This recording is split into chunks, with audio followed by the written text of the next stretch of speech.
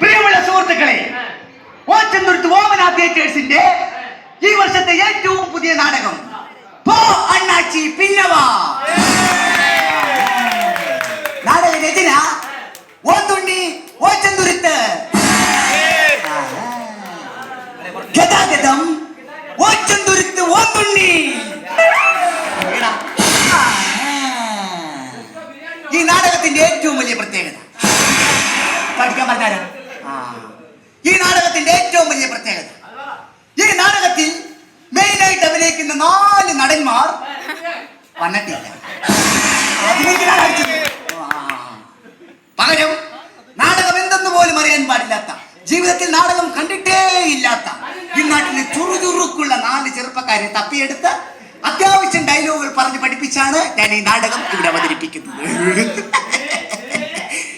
ഈ നാടകത്തിന്റെ സംവിധാനം ഓത്തുണ്ണി ഓച്ചന്തുരുത്ത്, അതായത് ഈ ഞാൻ.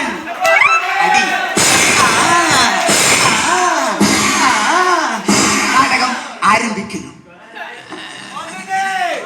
മുതലാളി രംഗത്ത് മുതലാളിന്ന്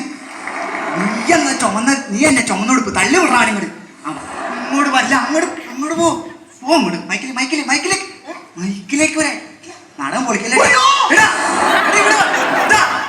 ഇവരൊക്കെ നാടകവും ഇങ്ങോട്ട് വാ. ഡയലോഗ് ഓർമ്മ ഒന്നും തെറ്റിക്കരുതട്ടാ. നേരെ നിൽക്ക്. ചിരിക്കുന്നു. അയ്യോ, പഴം പുഴുകിയ ചിരി ഇരിക്കാനല്ല പറഞ്ഞു, പിന്നെ അട്ടഹസിക്കുന്നു. എന്താ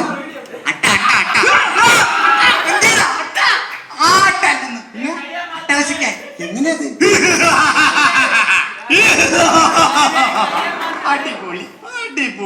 അത് ഇവിടെ പറഞ്ഞാന്ന്. ഉലാത്തുന്നു. ഉലാത്താൻ എങ്ങനെയത്? എടാ നടക്കാൻ.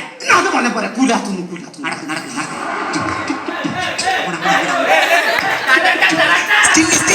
സ്റ്റില്ല് എന്റെ ഈ പുള്ളിയുടെ പോരണം. എടാ ഫോട്ടോ എടുക്കണ കാര്യമില്ല, സ്റ്റില്ല് അനങ്ങാതെ നിൽക്കാൻ. അനങ്ങാതെ നിൽക്ക്. മകള് വരുന്നു. മകള് ഞാനാ, എല്ലാം നീയാണ്. മകള് വാട പോടാ, നീ അച്ഛനാണ്. പെണ്ണ് വരുന്ന പെണ്ണ് തള്ളി വിടറാ. ഉത്തരിച്ചിട്ട് ബാബാ വേമ്പ. ഡയലോഗ്. രക്ഷിക്കണം മുതലാളി, രക്ഷിക്കണം. 3 വട്ടം രക്ഷിക്കണം മുതലാളി. പെണ്ണുമ്പോൾ അതല്ല പറഞ്ഞ 3 പ്രാവശ്യം പറയാൻ. രക്ഷിക്കണം മുതലാളി, രക്ഷിക്കണം. രക്ഷിക്കണം മുതലാളി, രക്ഷിക്കണം. മുതലാളിയുടെ മുഖത്ത് പുച്ഛം. മുതലാളിയുടെ മുഖത്ത് എന്നാണ് പുച്ഛം?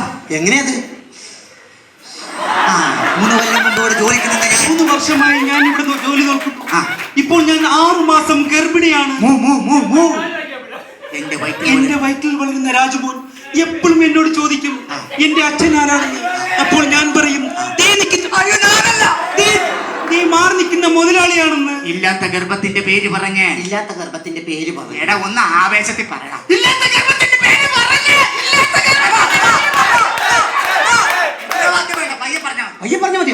ഇല്ലാത്ത ഗർഭത്തിന്റെ പേര് പറഞ്ഞു മാന്യന്മാരെ ആക്ഷേപിക്കാൻ നോക്കുന്നത്. കക്ഷത്തിന്റെ അക്ഷരം മാറ്റാൻ പറ്റുമോ? അങ്ങനെയല്ലേ എഴുതി വെച്ചാൽ മാറ്റണം. മാന്യന്മാരെ ആ പറഞ്ഞതുപോലെ ആക്കാൻ ശ്രമിക്കുന്നത്. നിനക്കൊരു ഫാഷൻ അല്ലേടി.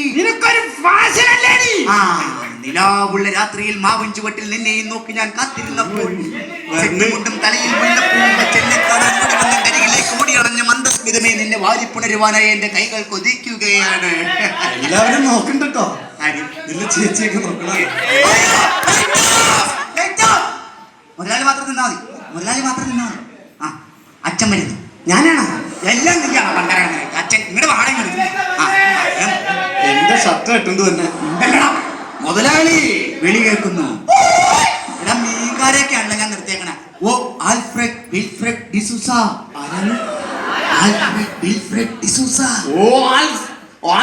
ഇത് ഞാൻ പറയില്ലാന്ന് പറഞ്ഞല്ലേ.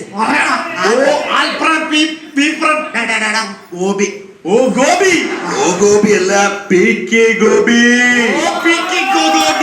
വന്നതിന്റെ ഉദ്ദേശം 3 വർഷങ്ങൾക്ക് മുമ്പോട്ട് ജോലിക്ക് നിന്നിരുന്ന എന്റെ മകളെ 6 മാസം ഗർഭിണിയാക്കിയ ദുഷ്ട, നിന്നോട് ഞാൻ പകരം ചോദിക്കും. എന്റെ മോളെ ഗർഭിണിയാക്കിയതും പോരാഞ്ഞിട്ട്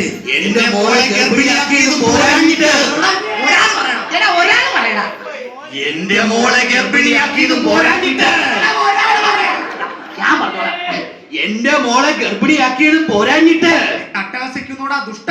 നിന്ന അത്തട കൊത്തല പുട്ട. അട്ടഹസിക്കുന്നോടാ ദുഷ്ട. നിന്ന് ആ പറഞ്ഞത് ഹസിക്കുന്നോടാ ദുഷ്ട. ചാടി വീഴുന്നു. ചാടി വീഴുന്നു. ചാടി വീഴ. ചാടുന്നു വീഴുന്നു. മുതലാളിയുടെ മേത്തേക്ക് ചാടി വീഴ. മുതലാളിയുടെ മേത്തേക്ക് ചാടുന്നു വീഴുന്നു.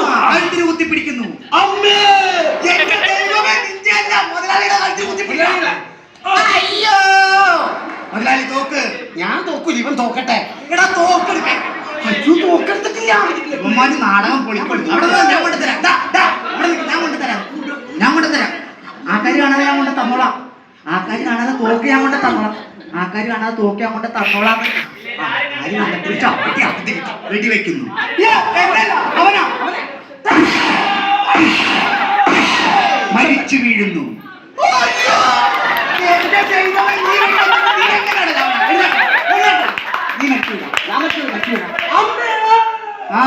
ചിരിക്കുന്നു.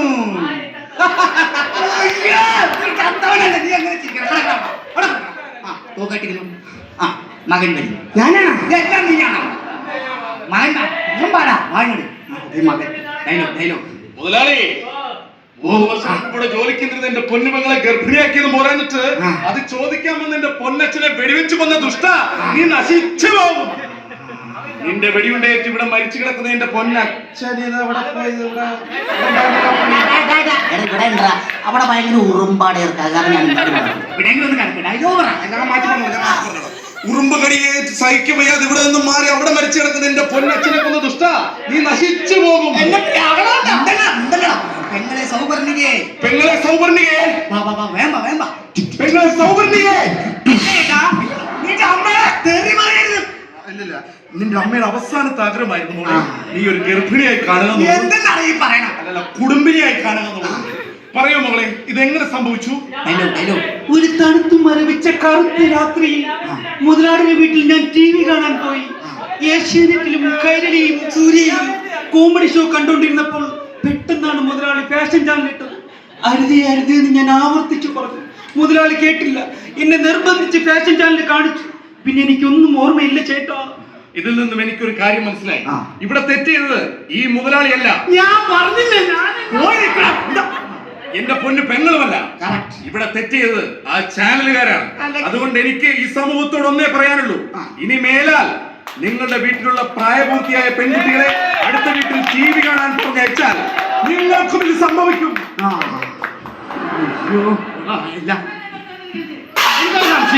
സത്യത്തിൽ ഇതാണ് അല്ലെങ്കിൽ ഇതാണ് ഗർഭപാത്രം.